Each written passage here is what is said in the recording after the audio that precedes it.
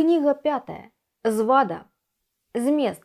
Паляўнічыя планы Талімены, гароднічка рыхтуецца ў вялікі свет і выслухоўвае навукі апякункі, стральцы вяртаюцца.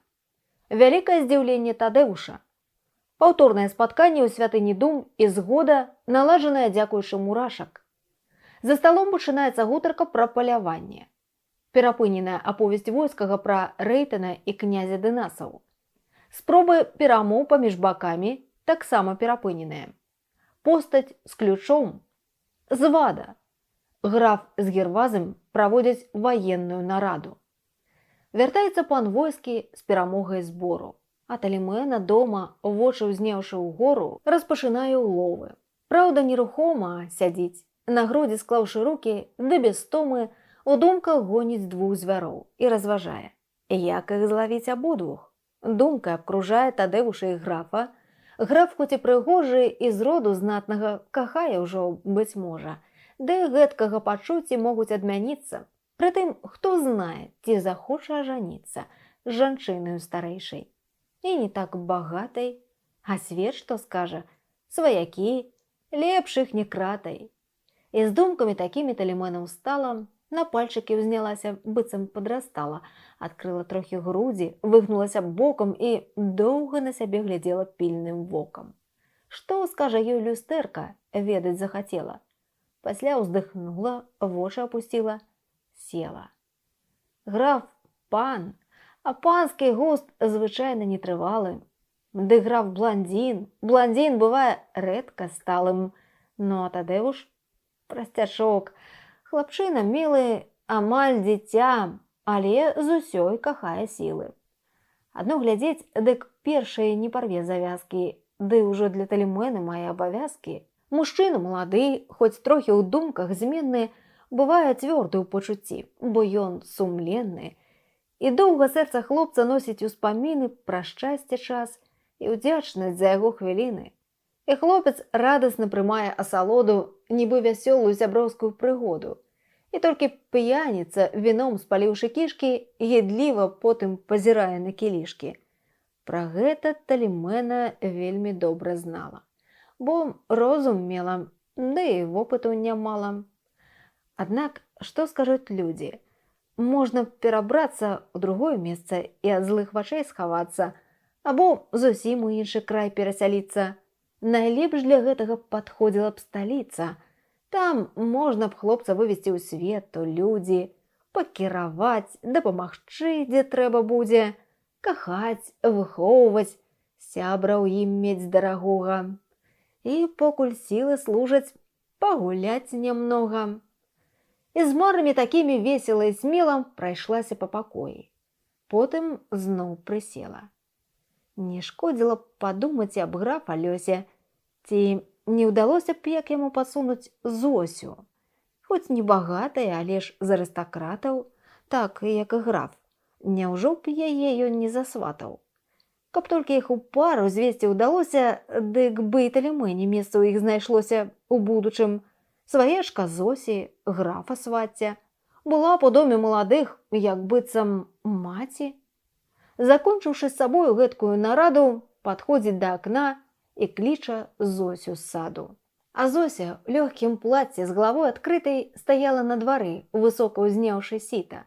Каціўся да яе клубок курэй стракатых, з другога боку статак пеўнікаў чубатых, і мчыцца, патрасае шышакоў каралам, вяслою праз кусты, барозны дружна, валам, ускідваючы ўгору шпорыстыя ногі. Індык за імі сунецца надзьмуты, строгі, і жонкі крык сцішае гнеўнай балбатнёю. А павы, як плыты, хвастамі над травою плывуць, і, пакідаючы вышынь прасторы, ляціць шматочкам снегу голуб белапёры. І на кругу зялёным з кветак, зелля, траваў сціскаецца рухомы круг крыклівы, жвавы, абведзены навокал голубоў і стужкай, мігцеў той карагод рознакалёрнай птушкай, дзе з пер'ямі туслівага, як рыбкі з хвалі, чубкі чырвоныя і дзюбы вытыркалі, выцягваліся ўгору, быццам водныя тюльпаны, і быццам сотні зорак ясна ззялі вочы. А над натоўпам птушак Зосін стан дзявочы, і яна ўся ў белым, глянеш, і, здаецца, что там фонтан меж кветок крутится и бьется, а Зося сыпала на крылья и головы рукой, и як перлы, белые грады, густы перловы ячменных круп, прызначаных для хатняй стравы, и в некаторые рассолы для прыправы. Так Зося, крупы беручы тайком са скрыні, наносіць шкоду гаспадарцы ахмістрыні. Пачула, клічуць: «Зося!» Гэта голас цёткі. Сыпнула зразу птушкам той прысмак салодкі і, сітка круцячы, як бубен танцаўшчыца, і стукучы ў такт, не ў сілах запыніцца, давай скакаць праз курак, голубоў і паваў, аж птушкі фуркнулі ўгару ад той забавы. А Зося ледзь ступнямі землю закранала і быццам з голубамі ў гору падлятала, якія, нібы ўпрэжаныя ў калясніцу, ляцелі нізка, не паспеўшы ў неба ўзвіцца. І Зося з крыкам праз акно пакой зляцела. Задыханая цётца на калені села, а тая з пацалункам, гладзячы як маці, з уцехай заўважае прыгажосць дзіцяці, бо выхаванку шчыра ад душы любіла.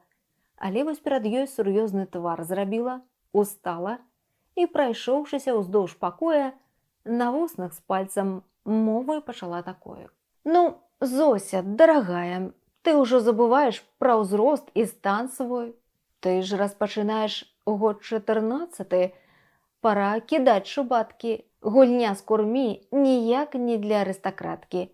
І з дзетварой мужыцкай бруднай, мне здаецца, займацца досыць. Зося, мне аж сэрца рвецца, ты ж загарэла, всё роўна як цыганка, а рухаешся, ходзіш, як парфіянка. Сягонняшняга дня ўжо гэтага не будзе. Сягоння выведу цябе на свет, у людзі, гасцям. Гасцей, як ведаеш, цяпер тут многа. Глядзіш, каб сораму не выйшла мне якога». Тут Зося ўскочыла і пляснула ў далоні, і, упаўшы радасна на цётчынае ўлонне, смяялася, аж пераходзячы да плачу. «Ах, цёця, я ўжо так даўно гасцей не бачу. З тых пор, як сябрам стаў мне птушнік наш вялікі. Адзіны госць ка мне заглянуў, голуб дзікі. Было мне трохі сумна, міленькая цёця. Аж пан суддзя ўжо спачуваў маёй самоце». «Суддзя даўно, — сказала цётка, — у людзі хоча цябе ўвесці, і здаўна тым коле ў вочы, што ты ўжо вырасла. Не знаецца на гэтым дзядуля наш. З вялікім мне абжыты светам, мне лепш вядома, колькі трэба рыхтавацца паненцы, каб нарэшце свету паказацца. Хто між людзьмі расце, няхай сабе прыгожы, няхай разумны, уражанне зрабіць не можа, таму што ўсе к яму прывыклі ад дзіцяці. А досыць толькі новай выплысці пастаці, што выхаваннем і красою блісне хоць нямнога, тады к ёй ціснуцца адзін цераз другога. Каб толькі як найлепш разгледзець тварык новы, рух кожны ацаніць, паслухаць свежай мовы. Як стане моднаю асоба маладая, то на ты яе той хваліць, хто і не ўпадабае. А як вясці сябе ты, спадзяюся, знаеш. Расла ў людзях, хоць тут другі год пражываеш, ды, пэўне, не забылася аб Пецярбурку. Дык туалет распачынай. Вазьмі ў бюрку ўсё патрэбнае табе для прыбірання. Ды хутка, бо прыедуць зараз з палявання». Тут пакаёўку клікнула. Загад дзяўчыне дала вады ў сярэбранае ўліць начынне, і Зося, быццам птушачка ў пясочку, мые з падмогаю дзяўчыны рукі, твар і шыю. А цётка пецярбурскія бярэ прылады. Духоў вымае пляшкі, слойкі памады і лепшымі духамі пырскае на Зосю, аж пах ідзе вакол. Памадзіць злёгку косы, і Зося сцягвае ажурныя панчошкі і туфлікі варшаўскія кладзе на ножкі. Тым часам пакаёўка шнуравала станік. Пасля, накінуўшы на плечы пударманік, да месца пачала загортваць папельёты, і волас недаўгі звівала ў 2 заплёты.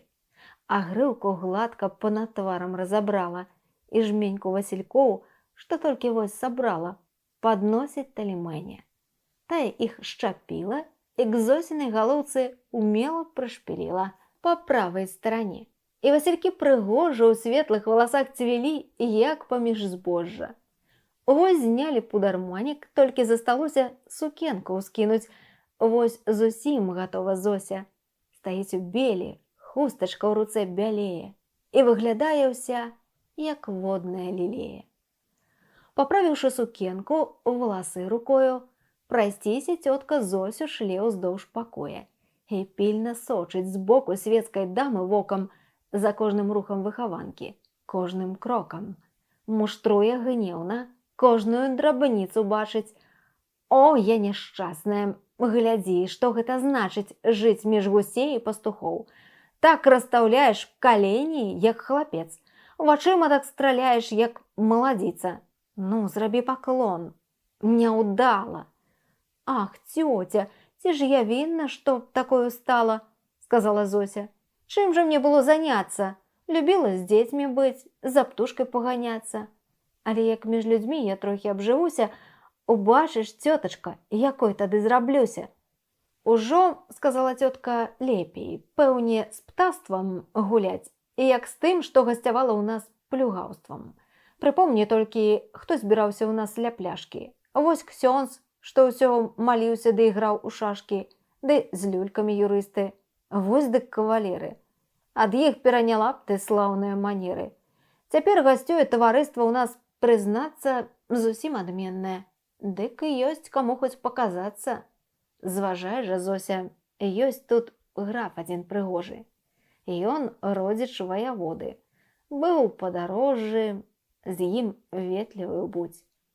Чуваць і коні і ржанне, і гоман шматгалосы едуць з палявання. Узяўшы Зосю за руку, пабегла ў залю. Адразу сходу мест мужчыны не займалі, перапрануцца ўся кампанія жадала, бо ў куртках калядам сядзець не выпадала. Найперш прыйшлі ў залю юнакі, вядома, а Талімэна сёння ў ролі пані дому. Гасцей вітае, садзіць, мовай забаўляе і ўсім пляменніцу парадкам прадстаўляе. Тадэвуша знаёміць, як з сваяшкай блізкай.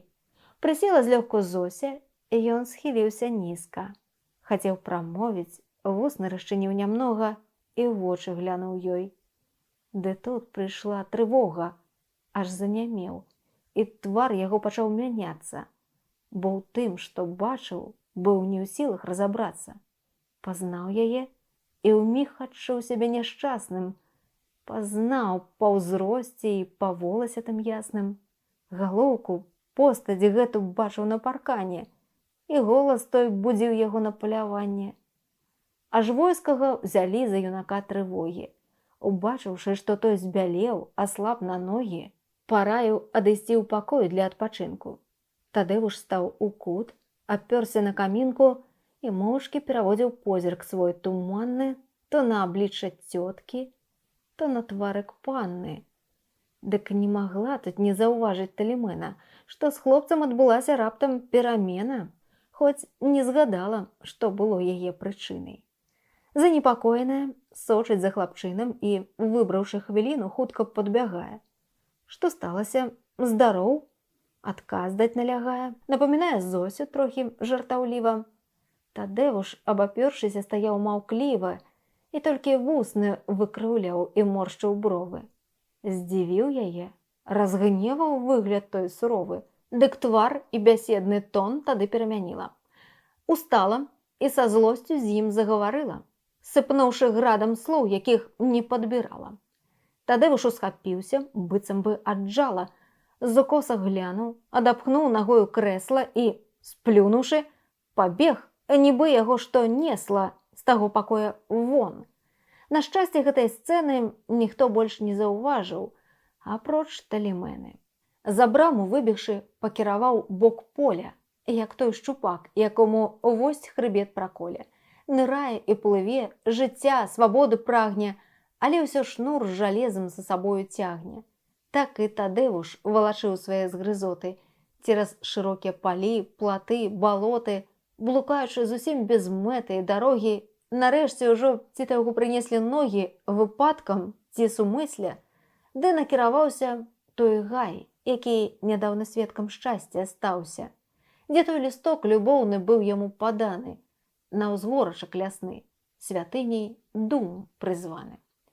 У той час, як спадзяваўся быць тут адзінокім, заўважыў Талімену ў роспачы глыбокай. Сядзіць яна ўжо не такая, як учора, а скамянелая на камені ад гора.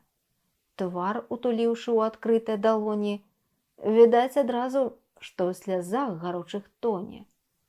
Дарма Тадзеуш са спагаднасцю змагаўся, змякчэла сэрца з жалю, і хлапчынам здаўся. Сачыў за ёй хвіліну, стоячы за дрэвам, і, уздыхнуўшы, сам сабе тлумачыў з гневам: «Дурны, яна ж невінна, што я шукаўся».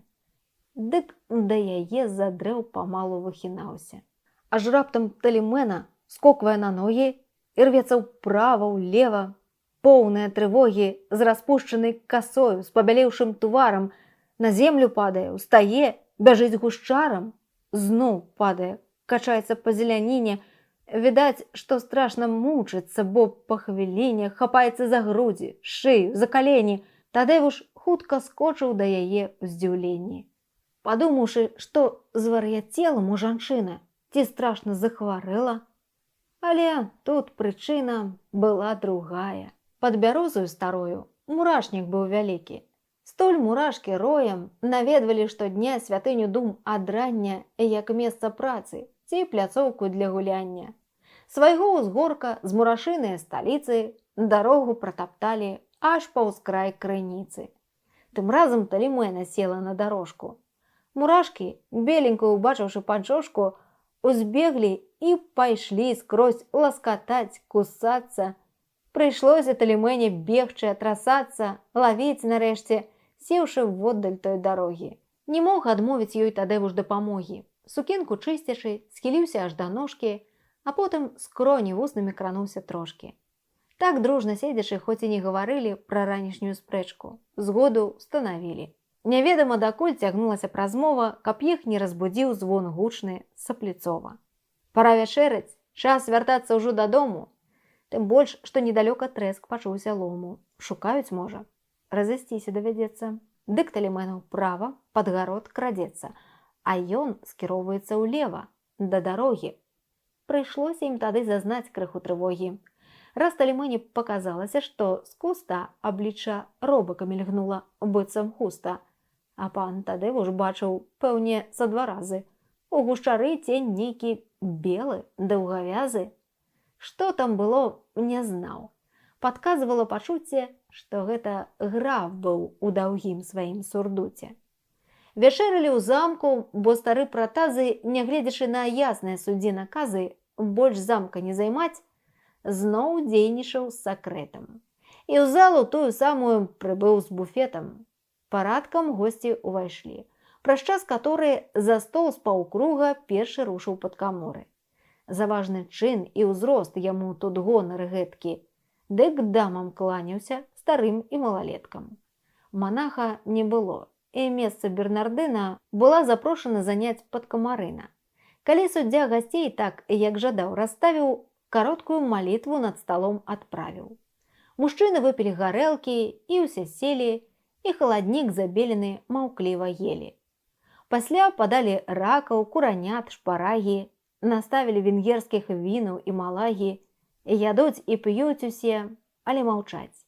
Ніколі, як замак замкаў, у яго застоллі, дзе гэтулькі калісьці чулася віватаў, ускрыкаў, тостаў розных тысячы моў знята, напэўна, не было сумнейшай вячэры. І толькі коркаў стук, талерак звон за дзверы перадавала рэха праз пустыя залы. А вусны ўсім, як быццам нешта завязала.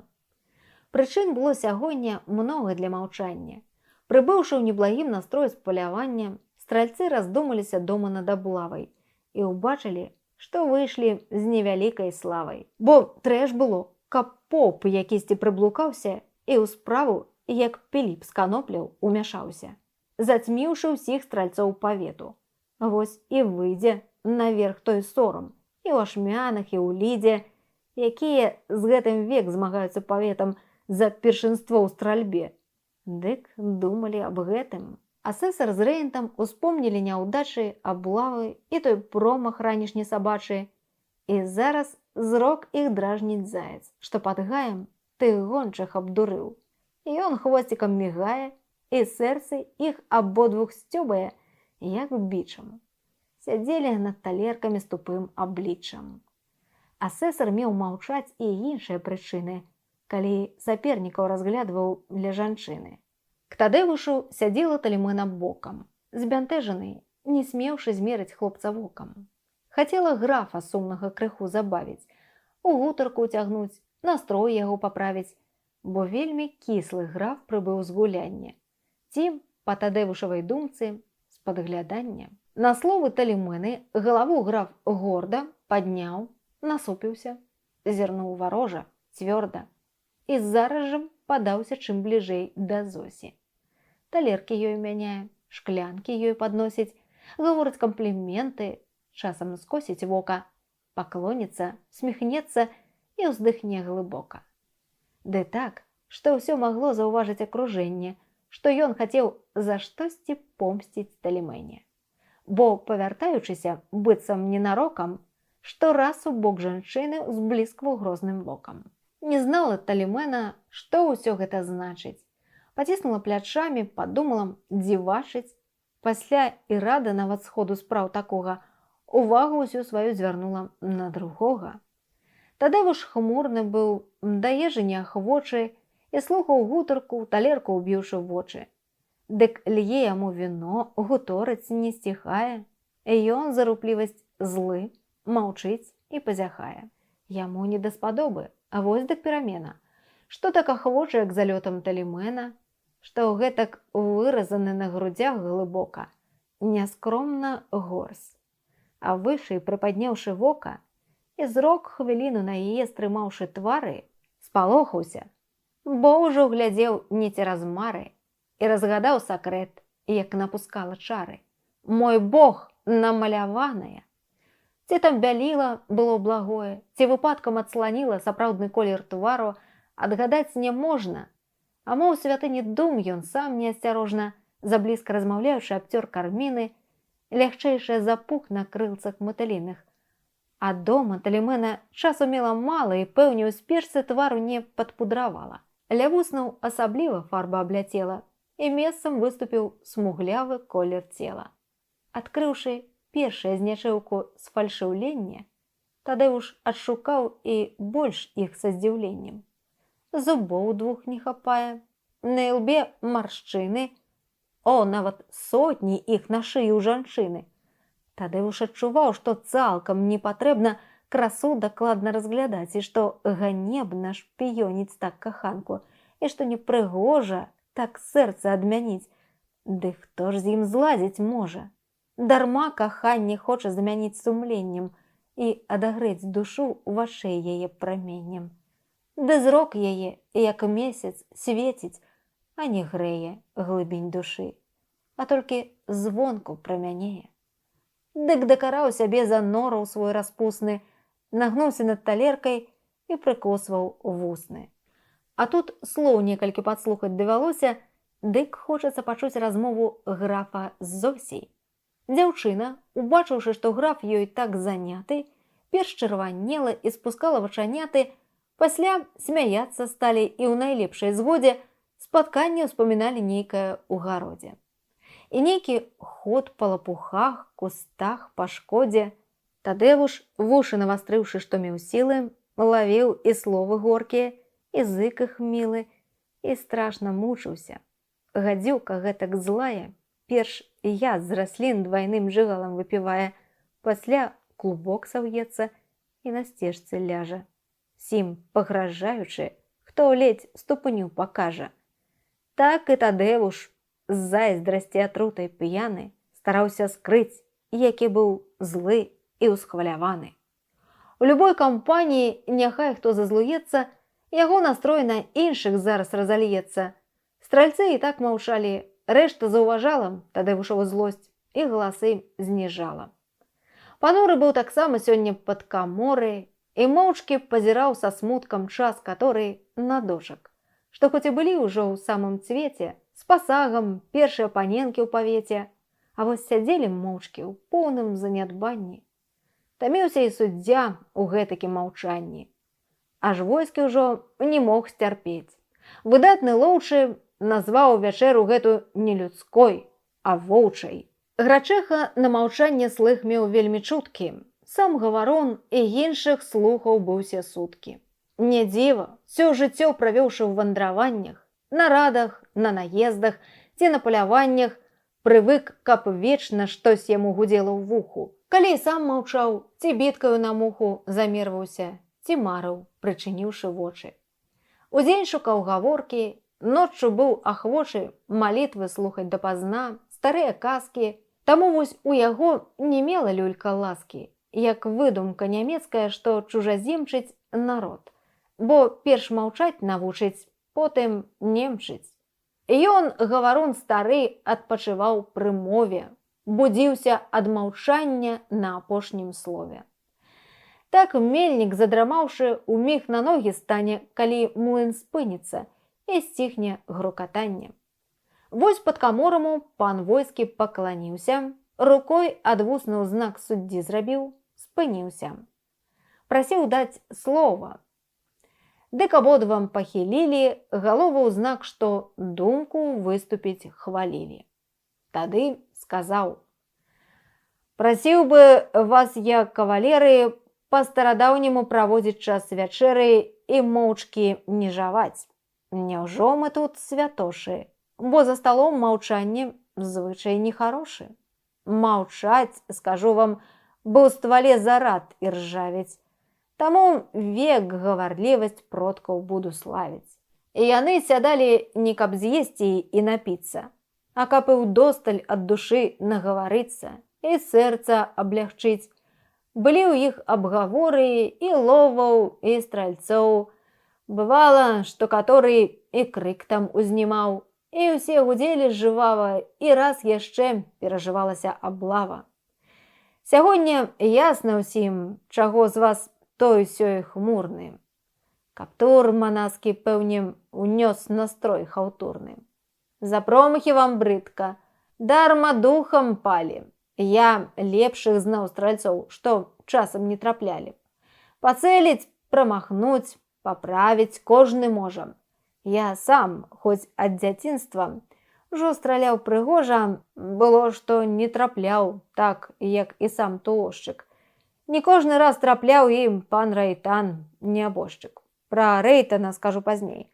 А ў гэтай справе, што панічыі не дастаялі на аблаве і не змагаліся з мядзведзем грудзі ў грудзі, хоць мелі піку, мы ані хваліць не будзем, ні ганіць, бо ўцякаць з зараджаною зброяй той будзе, хто ніяк не варт імя героя. А выстраліць наслепа, бо бывае і гэта, калі звер не падпушчан, задалёкам мэта, ёсць ганьбай.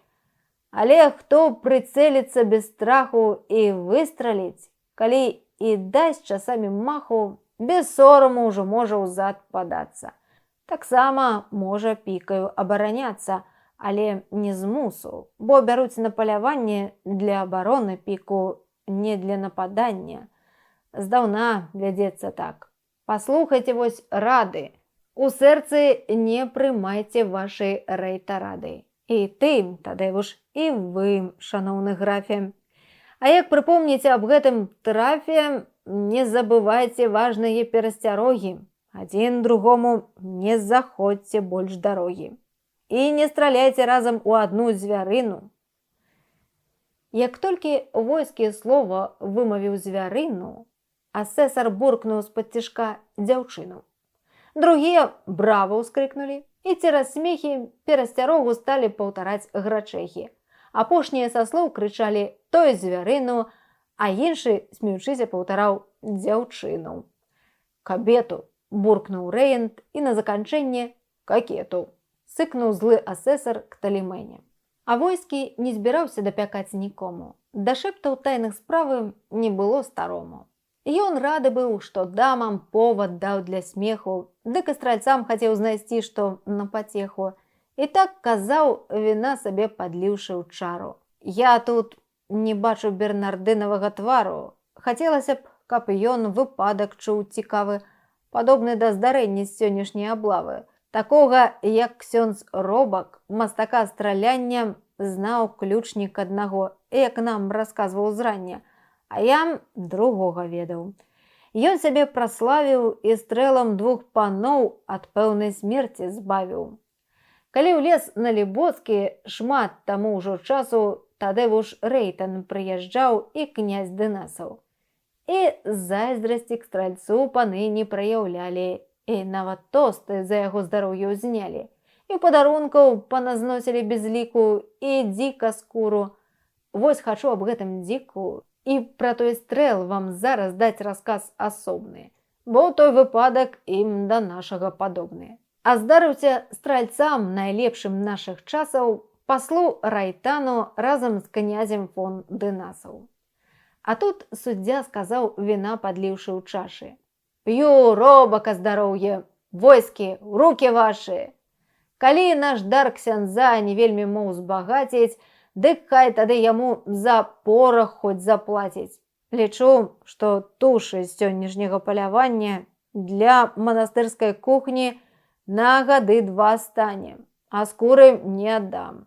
Гатоў над пасварыцца, калі не пажадае ксёндз са мной мірыцца, а не сплачу яе хоць нават з сабалямі, бо скураю распараджацца мы павінны самі.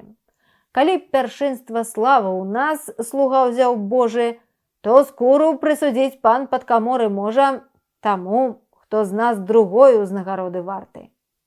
Задумаўся тут падкаморы не на жарты. Стральцы загаварылі, кожны ўсхваляваўся.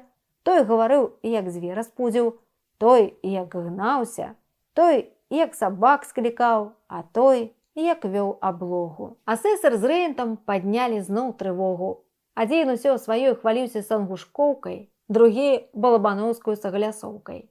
Тут мовіў падкаморы: «Пан суддзя, суседзе, па праву пераможцы вамі ксёндз узведзен. Ды цяжка меркаваць, хто быў другім між вамі, чыёй заслугі больш.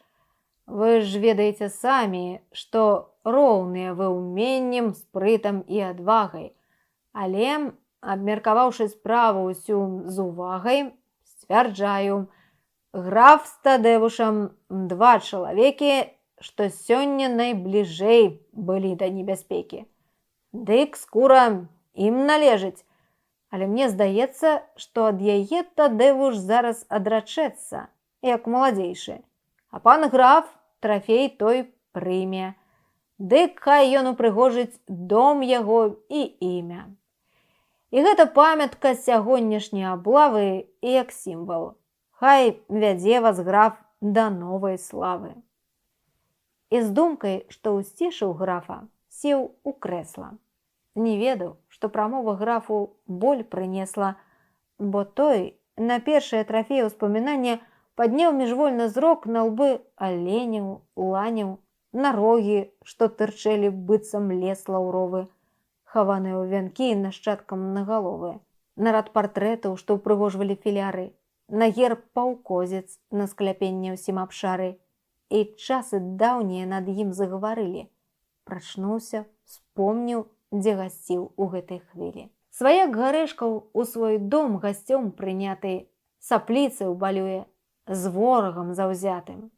А рэўнасць горкая, якой не мог пазбыцца, тым больш распальвала яго супроць сапліцаў. Дык мовіў горка: «Дзе ў маім змясціцца доме падарку вашаму багатаму такому? Пакінем лепш мядзведзям тут пакрасавацца, пакуль яго суддзя мне не аддасць з палацам». Уцяміўшы, куды хінецца графа мова, пан падкаморы табакеркай просіць слова. «Пахвалы варты вы, — прамовіў, — граф, суседзе, што ў думках справы маеце над пры абедзе. Не так, як большасць панішоў такога ўзросту, што рахаваць не любіць. Я скажу папросту, што суд ураз закончыць згодай мы маглі бы, бо справа тут датычыць дворнай сялібы. Я маю і праект, як можна замяніцца з зямлёй. і стаў казаць, задумаўшы спыніцца над тым, якія мае ён замены планы. Ужо ў паўмовы быў, ды рух неспадзяваны падняўся пры канцы стала. Адны штось заўважалі, паказвалі другім. І ўсе звярнулі ў зале галову ў кут, як класы, што іх кранула ўздыхам ветру, і ў іншы бок нагнула. З кута, дзе быў партрэт старога пана, апошняга Гарэшкі, з форткі, што схавана была дасціпна за масіўнай філяры, з'явілася пастаць, падобная да Мары. І Гервазы па абліччы, росце распазналі і па той курцы, што паўкозіцы ўкрывалі. Ступаў ён быццам слуп, прамы, нямы, суровы, не зняўшы шапкі, не шануючы прамовы. Трымаў ён ключ вялікі, як кінжал блішчасты, і стаў у шафе штось накручваць, нечым шастаць. У двух кутах каля філяраў у той залі у шафах двух старых гадзіннікі стаялі, два дзівакі, што з сонцам не былі ўжо ў згодзе. Паўдня паказвалі тады, як дзень сыходзіў. Гервазы папраўляць не думаў тых машынаў, але і без дагляду ўсё ж іх не пакінуў. І катаваў ключом, што вечар вельмі дбала, а зараз вось пара накручвання настала.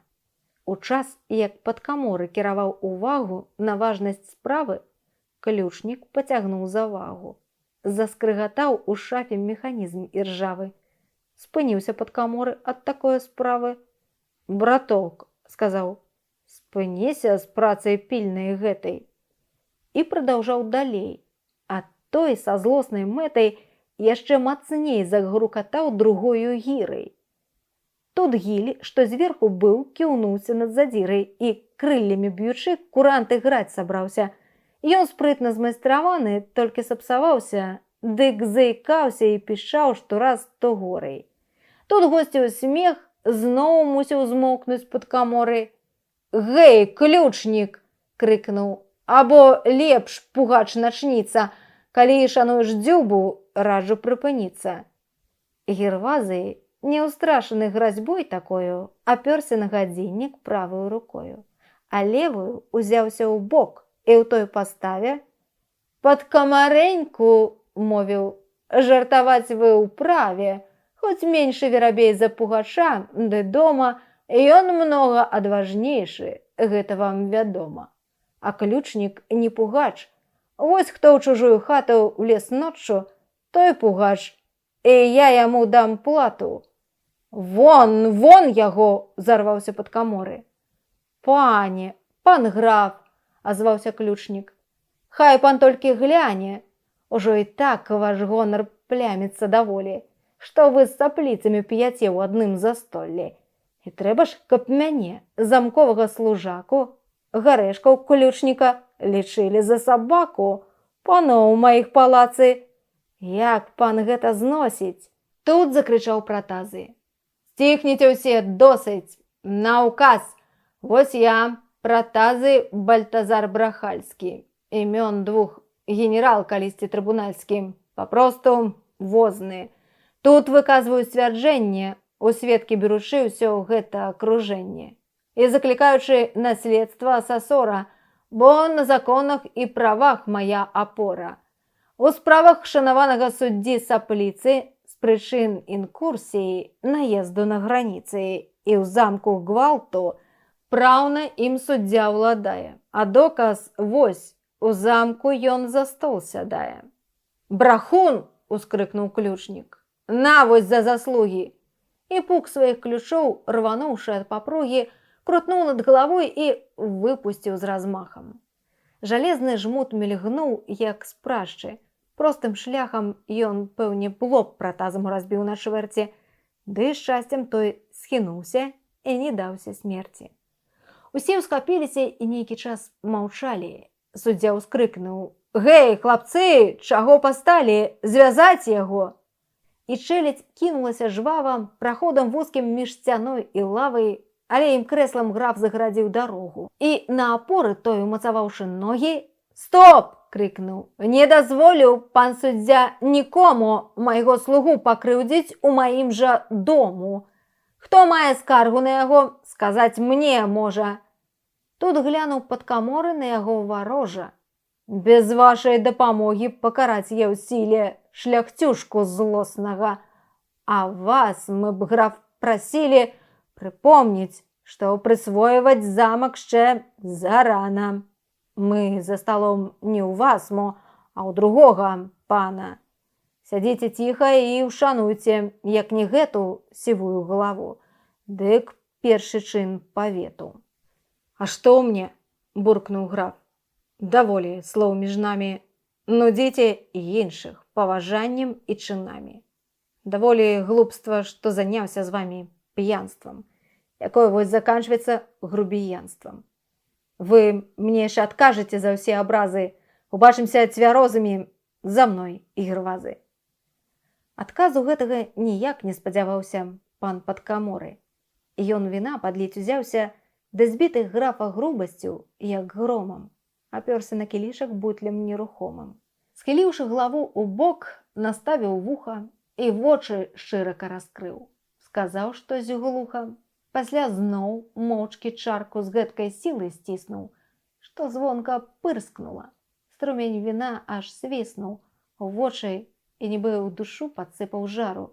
Так бліснуў зрок і чырвань хлынула да твару.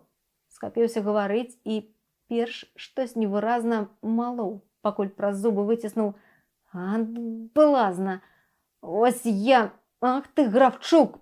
Тамаш, дзе шабля? Я тут табе навучку дам! Ты, блазан, пойдзеш кату! Урады ўвагі нудзяць вушка без прывычкі! Вось зараз паласну цябе праз завушнічкі! За дзверы, вон! Тамаш, дай шаблю мне ў той хвілі!» Тут падкаморга наўкола абступілі, суддзя ўхапіў за рукі. «Гэта наша справа, я першы вызваны. За мной адпомсціць права, пратазы, шаблю. Зараз ён мне тут паскача».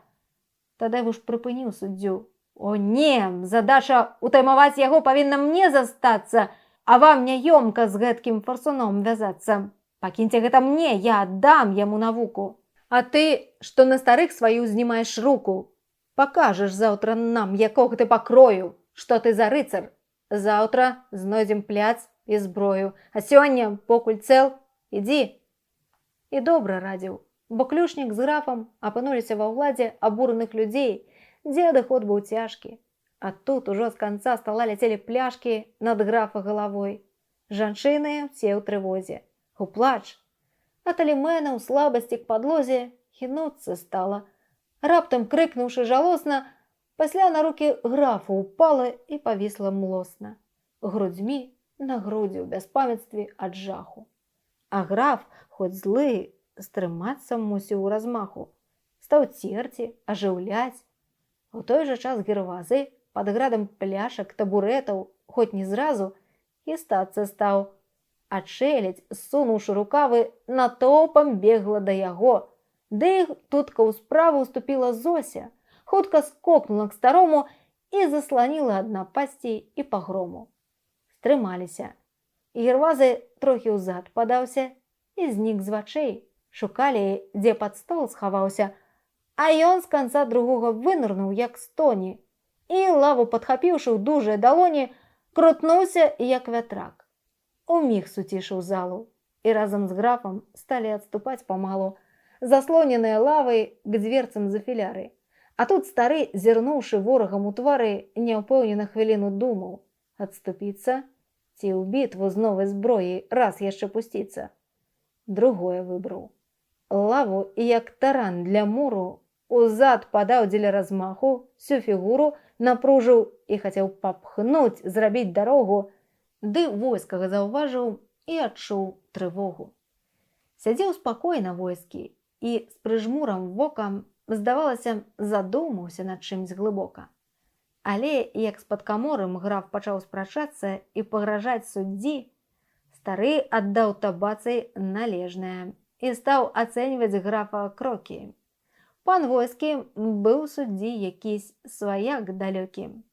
І жывучы здаўна ў яго гасцінным доме, так сябру спачуваў, як пэўне больш нікому.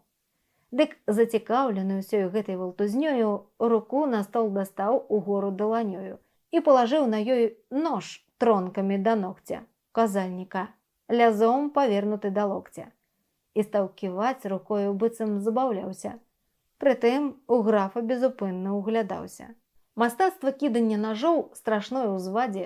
У той час у Літве было ўжо ў заняпадзе і між старымі. Ключнік кідаў нож нярэдка, але ніхто так не пускаў, як войскі, метка. Відаць па руху рук, што нож запусціць з жаром, а па вачах, што ў графа цэліцца з ударом. У апошняга з гарэшкаў, хоць і пакудзелі, не ўсе з прысутных рухі тыя зразумелі. Збялеў Гервазы, засланяе графа лавай, здае к дзвярам, а вокал крык «Лавіце, жвава!» І як воўк, калі яго над падаллю застануць, рванецца ў гурт сабак, у бок не успеўшы глянуць, і гоніць іх. Вось-вось рване, ды сярод брэху пачуе трэск курка, на новую памеху вачыма косіць. Бачыць, цалкам недалёка стралок прыкленчыў, к стрэльбе прытуліўшы вока. Кранае спуск і рулю на яго наводзіць. Воўк туліць хвост і ўміг наўцёкі пераходзіць. А псярня з брэхам жуткім клубіцца зноў ззаду, за кудлы рве. І ён на сабак знайшоў бы раду. Болей дзірне, пашчэмкай плясне, клыка голіць, уся арава рассыпаецца і скуголіць. Так і Гервазы грозны адступаў падставай, вачыма ворага спыняючы і лавай. Пакуль не ўскочылі абодва ў цьму фрамугі. «Лаві!» – крычалі бегучы за імі слугі. Аж раптам над галовамі неспадзявана на хорах ключнік паявіўся ля аргана і з трэскам алавяныя пачаў рваць трубы. І, пэўне, шмат каго прывёў бы да загубы, ды госці ўжо таўпіцца пачалі ў парозе. І слугі не ўстаялі, хутка ўсе ў трывозе, ледзь што мага хапіўшы, следам падаліся. І розных рэчаў і начыння шмат зракліся. А хто ж ні чуткі, ні на ўдары, ні абразы апошнім адступіў? Брахальскі пратазы. Ён, стоячы ў суддзі за крэслам непарушна, цягнуў асведчанне ўсё тое ж раўнадушна і толькі скончыўшы, пляц кінуў апусцелыя, дзе засталіся грузы і пабітых целы. Людскіх ахвяраў не было, але ўсе лавы амаль без ног былі, а голы стол кульгавы злёг на талерак, місак гурт віном заліты, як рыцар на шчыты, з каня ў змаганні збіты. А ўкруг ляжаць індычак, куранятак цельцы, а з іх тырчаць нажы і ўбітыя відэльцы. І хутка ўжо ў старым гарэшкаўскім будынку вяртацца пачало ўсё зноў да супачынку. Згушчаўся змрок, а рэшткі панскай вячэры ляжаць, як ежа для дзядоў, што згодна веры народнай сходзяцца на закліканне ў словы. З-пад даху адгукнуліся ўжо тройчы совы, як гусляры, нібы ўсход месяца віталі, якога водбліск пранікаў з надхмарнай далі з дрыжаннем светлым. І сярод начной цішы праз дзіры пацукі павылезлі і мышы. Грызуць і п'юць, і толькі часам стукне глуха шампанскага бутэлька за здароўе духаў. А на другім паверсе ў той жа час у зале, якую некалі люстэркавую звалі, стаяў граф на балконе насупроціў брамы і ветрам халадаўся. Рухам з нейкай драмы сурдут з пляча спусціў, палою хінуўся і быццам у плашчы шырокім апынуўся. Гервазы ў кут з кута хадзіў цяжкой ступою, і кожны повен дум гуторыў сам з сабою. Граф мовіў: «Пісталеты, а як не, палашы!» Гервазы паўтараў: «Зямля і замак нашы!» «Пляменніка і дзядзьку!» – скрыкваў граф. «Кліч к бою! Увесь іх род!» «Калі вы хочаце спакою!» – выкрыкваў ключнік. «Замак, землі адбірайце, пан граф, нічога ім не пакідайце! На што судзіцца вам, мапанку? Суд кароткі, 400 год жылі тут вашы продкі. Зямлі аднялі шмат дзеля гітаргавіцы і перадалі, як пан ведаеш, сапліцы. Усё забраць ад іх, не толькі нашу долю. За кошты ўсе судовыя, за самаволю. Я вам не раз казаў, наездам праў дабіцца. Я вам не раз казаў, даволі ўжо судзіцца. Даўней бывала так, хто раз зямлю здабудзе, той пан. У полі выйграй, дык прысудзяць суддзі. А што датычыцца сапліцам даўняй звады, дык тут не суд, а моесці зорычак дасць рады. А як Мацей паможа з розга весці спрэчку, то мы, мапанку, удвух з цапліцаў зробім сечку. О, браво! – скрикнув граф. Твой план, гота сармацкі, мілейшы мне нашмат, чым гоман адвакацкі. Ты ведаеш, на ўсю краіну шуму будзе, бо па падобных справах і не помняць людзі, дык пагуляем. За маё тут прабыванне за 2 гады хто біўся? За мяжу сяляне, а ў тым нашэсці нашым кроў паліцца можа. Я раз, калі яшчэ бываў у падарожжах, такі паход праводзіў з князем у Сіцыліі. Тады ў яго бандыты і зяця захапілі і выкупу ад сваякоў патрабавалі. Мы хутка слугаў і васалоў пазбіралі і к ім. І я сам аж 2 забіў з таго іх зброду. У табар іх не ўскочыў, вязню даў свабоду. Ах, дарагі гервазы, што за трыумфальны быў наш зварот дамоў геройска-феадальны. Народ нас кветкамі сустрэў, а дочка князя на грудзі ўпала мне ва ўдзячнасці і экстазе. Калі ж прыбыў я ўжо ў Палерма, все газеты і ўсе жанчыны славілі выпадак гэты і над раманс надрукавалі аб здарэнні, дзе прозвішча маё названа і найменнем. Раманс завецца «Граф» або «Пра таямніцы Бербанта Рока замка». Ці тут ёсць цямніцы? Ёсць, адказаў Гервазы, варта падзівіцца. Было ў іх і віно, ды выпілі сапліцы. Жакеяў, граф сказаў, таксама ўзброіць можам, васалаў клікнем з сёл. Лакеяў, крый вас Боже, Герваза ўскрыкнуў. Вы разважце толькі самі, які ж наезд з лакеямі ды з мужикамі. Не цяміце ў наездах, бачу, вы нічога. Вусалаў рэч другая. Вусачы, падмога. А мы ў застенках лёгка знойдзем іх мапанку. Адно даць знаць у добрынь, центычы, рубанку. Здаўна там шляхта рыцарская пражывае. І ад вякоў гарэшкаў роду спачувае. Яны сапліцаў ненавідзяць усе чыста. Адтуль вось і збяру я вусачоў уса 300. Мая ў тым справе. Вы ж вяртайцеся ў палац і паспаць, бо заўтра вас чакае многа працы. Пара даўно. Пяюць другія пеўні, пане. Я папільную замка, покуль дзень настане. І ў добрынь вырушу, як след, з самога ранку. На словы гэтыя граф адступіўся з ганку і глянуў, адыходзячы ў дзіру байніцы. А ўбачыўшы агнёў шмат у двары сапліцы, «Ілюмінуйце!» – крыкнуў. «Заўтра будзе змрочна у вас, а ў замку светла, гэта відавочна». Герваза сеў у кут, да сценкі прытуліўся і галавою, поўнай дум, уніз хіліўся. А месяц асвяціў ягоны чэрап лысы. На ім стары вычэрчваў пальцам знакі, рысы. Відаць, што распрацоўваў новы план ваенны. На вочы стаў насоўвацца цяжар каменны, дык рушыў галавой, каб цалкам не забыцца, і па штодзённай звычцы спрабаваў маліцца. Але паміж адной малітвай і другою пачалі мары плысці доўгай чарадою. І ключнік бачыць зноў паноў з гарэшкаў роду. Усе яны са зброі, з імі шмат народу, а кожны круціць вус, глядзіць сурова, замерваецца шаблей грозна, хоць без слова. За імі воддаль ціхі цень адзін крануўся з крывавымі грудзьмі. Герваза здрыгануўся, бо стольніка пазнаў. Пачаў хрысціцца скора, гнаць сон цяжкі. А каб вярнуць сабе бадзёрасць, маліцца зноў пачаў за ўсіх памёршых душы. Зноў склеіліся вочы, зазванілі вушы, і бачыць у гурму шляхты сонечную зброю. Наезд, карэлічы, вядзе ўсіх рымша к бою, і бачыць сам сябе, як конны з грозным крыкам ляціць у бой з мячом бязлітасным вялікім, расшпілены рвецца ў гору тарататка, і з вуха з'ехала назад канфедэратка, ляціць ён і сустрэчных валіць, рэжа, коле, і, наканец, сапліцу паліць у стадоле. Ды вось паблыталіся думкі бесталкова, і так заснуў апошні ключнік Грашкова.